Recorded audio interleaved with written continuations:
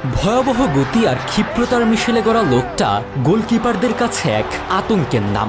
তার বিপক্ষে ম্যাচ জানলে গোলকিপারদের হাঁটু কাঁপাকাঁপি শুরু হয়ে যেত। তাকে আটকানো যে অসম্ভব। তার বিপক্ষে মাঠে নামার আগের রাত দুঃস্বপ্নের মতো কাটত গোলকিপারদের। এতক্ষণ যার কথা বলছিলাম তিনি লিওনেল মেসির হিরো, রোনালদিনহোর আইডল, রক্ষণের ত্রাস রোনালদো নাজারিও।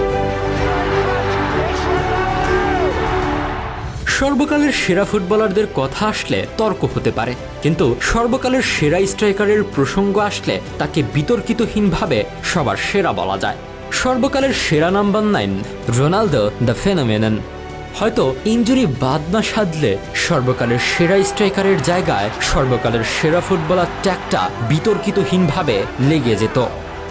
কিংবদন্তি কোচ মার্সেলো লিপ্পি বলেছিলেন, রোনালদো এতটা ভয়ঙ্কর ছিল যে বেশিরভাগ কোচ তার বিরুদ্ধে খেলার সময় ডাবল ডিফেন্সিভ লাইন ধরে রেখে খেলতো, তবুও তাকে নিয়ন্ত্রণ করতে পারত না। ভিসেন্তে ডেল বস্ক বলেন অন্য কথা। রোনালদোর বিপক্ষে খেলার সময় তার বিরুদ্ধে পরিকল্পনা না করে ঈশ্বরের কাছে প্রার্থনা করাই উত্তম, কারণ রোনালদো চাইলে দুনিয়ার যে কোনো পরিকল্পনা বা মার্কিং ভাঙতে পারে।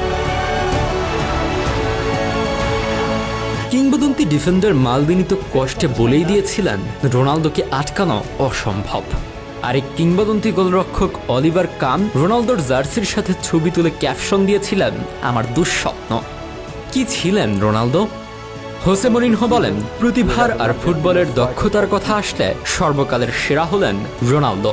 মেসি, ক্রিস্টিয়ানো রোনালদো কেন, পৃথিবীর আর কেউ এই দিক দিয়ে রোনালদোর পাশে আসতে পারবে না। কথাটা কি ভুল বলেছেন মরিনহো? একটু খতিয়ে আসি চলুন।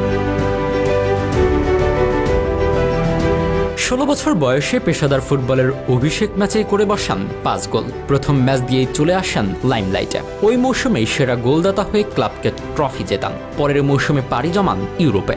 ডাচ লিগে পিএসবির হয়ে গোলের রেকর্ড ভেঙে দলকে প্রায় সবকিছু জেতান।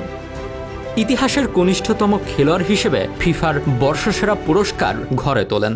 ইউসিএল এর লেভারকুসেনের বিপক্ষে তার অসাধারণ হ্যাটট্রিক দেখে কিংবদন্তি রুডলফ বুটলার বলেন, আমি আজ পর্যন্ত 18 বছরের কাউকে এমন ফুটবল খেলতে দেখিনি। 2 মৌসুম পিএসবিতে খেলার পর ওয়ার্ল্ড রেকর্ড ট্রান্সফার ফিতে তাকে কিনে নেয় বার্সেলোনা। প্রথম মৌসুমেই করেন ক্লাব ইতিহাসের রেকর্ড 47 গোল। তার সাথে লা লিগা সর্বোচ্চ গোলদাতার পুরস্কার পিচিচি অ্যাওয়ার্ড। তখন কাতালান মিডিয়ায় তাকে নিয়ে লেখা হয়, পেলে ফিরে এসেছে। 1999 সালে হাঁটু ভেঙে যায়। 20 সপ্তাহ ছিলেন মাঠের বাইরে। ফিরে আসার কয়েকদিনের মধ্যে আবার হাঁটু ভেঙে যায়। এবার 2 বছরের জন্য মাঠের বাইরে চলে যান। তার ফুটবলে ফেরার আশা অনেকে ছেড়ে দিয়েছিল। সবাই বলে দিয়েছিল রোনালদো শেষ। অথচ রোনালদো শুধু ফিরেই আসেননি, বরং ফিরে এসে ইতিহাস তৈরি করেছিলেন। 2002 বিশ্বকাপে দলে ফেরেন এবং সর্বোচ্চ গোলদাতা হয়ে ব্রাজিলকে বিশ্বকাপ জেতান। কে বলবে এই লোক শেষ 3 বছর ক্যারিয়ার এন্ডিং ইনজুরিতে ছিল? অনেকে এই গল্প শুনলে বলবে যেন কোনো সিনেমার কাহিনী বলছি।